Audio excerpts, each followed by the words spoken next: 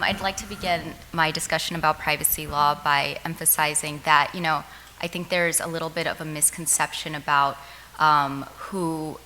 what parties' privacy laws are sort of aimed at. I think there's this misconception that these laws are sort of more intended for the bigger companies of the world, the Googles and the Facebooks.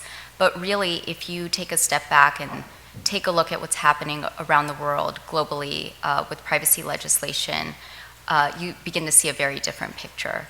So for those of you who are not familiar, in the EU, the GDPR was passed in 2016, and that was probably the first major expansive legislation that gave a lot more rights to individuals and how they're able to control and use their own personal information, and how companies that they're giving that information to can use that information.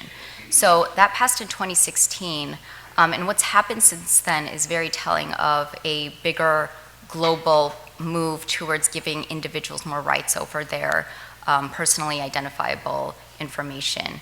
In 2017, China and India followed suit. In 2018, Brazil followed suit.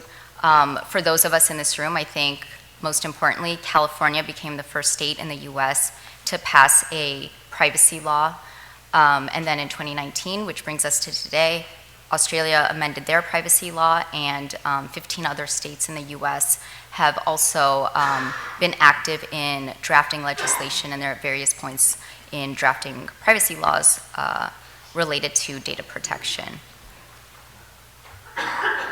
So here's a visual of what that sort of looks like when you're looking at privacy laws in application to the whole globe. Almost 60% of the countries in the world have some sort of data protection or privacy legislation, with an additional 10% with pending legislation.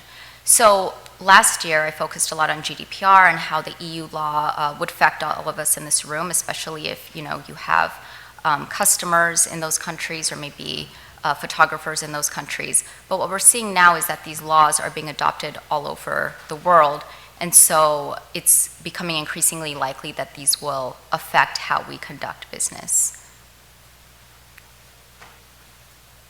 So every country that's adopted one of these laws has done so in different ways, but there's a few provisions that are common to all of these, or mostly applicable to all of these legislations. And one of them is the right to notice and transparency. There's this idea that if something is happening with your data, you should be able to know what that is, that companies should be giving notice if something's happening.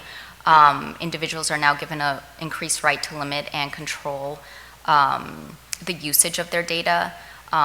There's the right to be forgotten. If you want to have all of your information completely off of a platform, you should be given the right to do that, and a lot of these laws allow for that.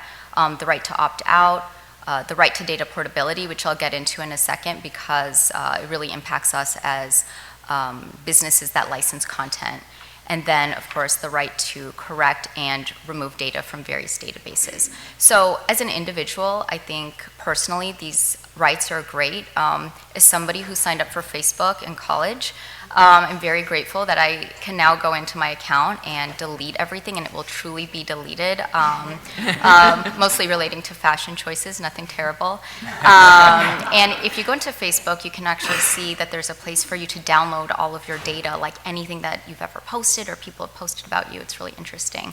But as a business, or as a person who is in a role where I have to look at risk mitigation for my business, I'm very conscious of the fact that this now means that we need to be looking at how we allow these rights to be enforced by the individuals whom the information is about.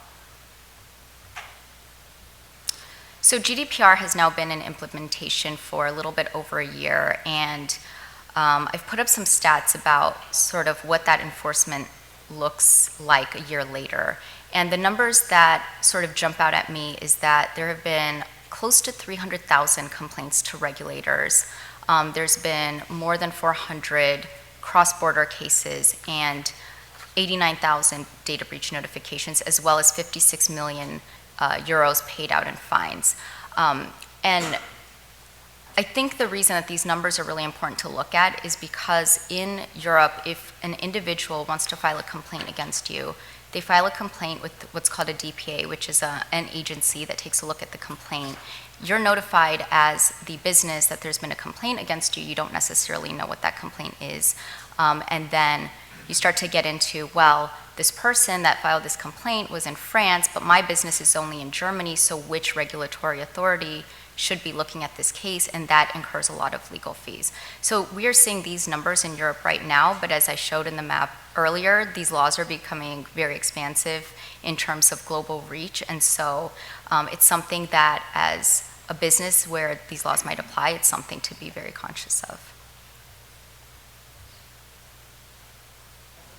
So I think the big question is, how does this apply to this room? How, are content licensors really subject to these privacy laws that really in the news we're hearing about more in relation to Google and Facebook and some of the other bigger companies? And there's a few things to sort of look at, and it'll depend on the nature of your own business.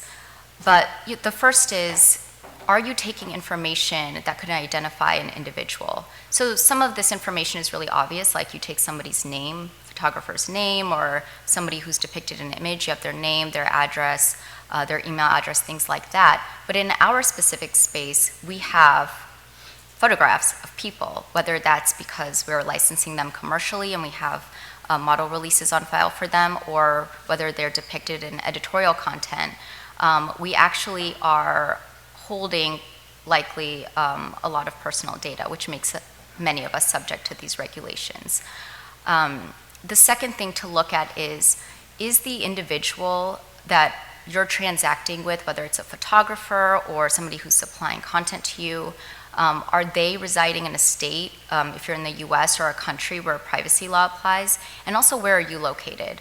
Because depending on the answers to those questions, different laws may apply. So one example is if an individual, for example, a model, resides in the EU, then the GDPR would apply to you if you're taking their personal information and doing something with it. If a content licensor is located in California, CCPA, which is the California privacy law, could apply.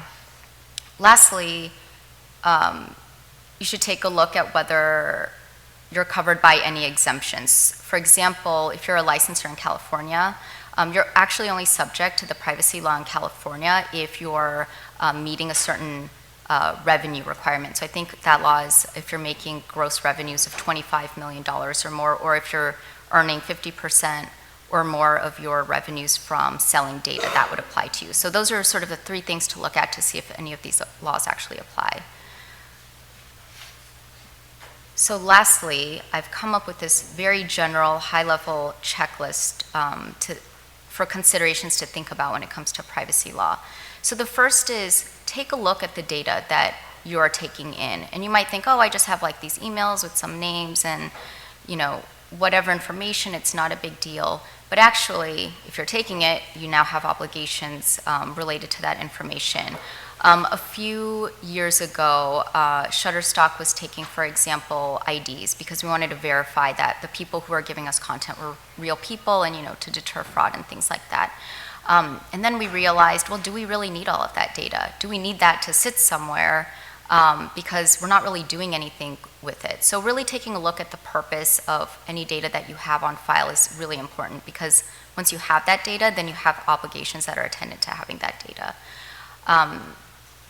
The second consideration is determine whether the usage is exempt. There's some exemptions in the various laws where they say, you have this personal information, but you need that in order to fulfill contractual obligations. So you might be covered by that, and that's something to take a look at.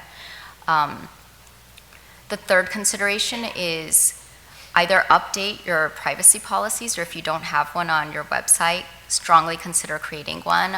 There's a really good template for one on the DMLA website, and it's something that you should definitely take a look at, because one of the requirements for taking this data in and using it is getting consent from the end subject.